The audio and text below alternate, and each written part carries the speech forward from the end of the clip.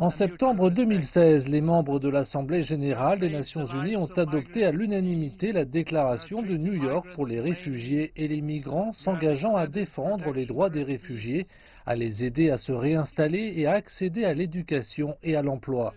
Elle donnait alors le ton à l'adoption d'un pacte mondial pour une migration sûre, ordonnée et régulière en 2018. En avril de cette année, une résolution sur les modalités pour les négociations intergouvernementales a été signée, décrivant le calendrier du processus.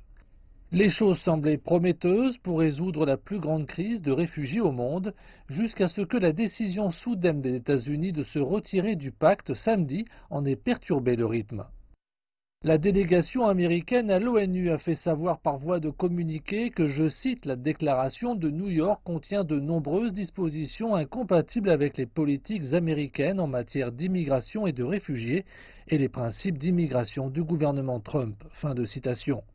Mais l'ambassadrice américaine Nikki Haley a déclaré que le pays continuerait ses actes de générosité en soutenant les migrants et les réfugiés dans le monde entier.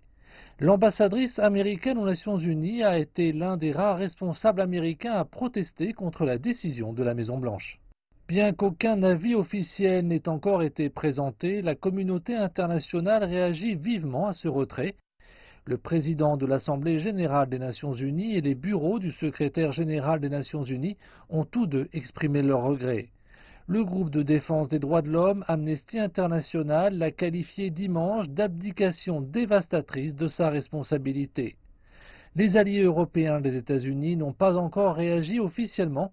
Cependant, le retrait de la plus grande économie du monde, l'un des plus grands pays d'accueil des migrants, et plus important encore, l'initiateur de la déclaration de New York, nuira certainement à l'atmosphère générale.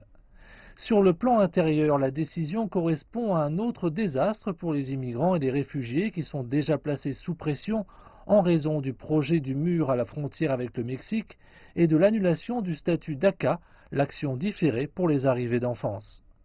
Elle marque également un autre retrait des engagements globaux pris sous la présidence de Barack Obama, alors que le président Trump poursuit sa politique de l'Amérique d'abord.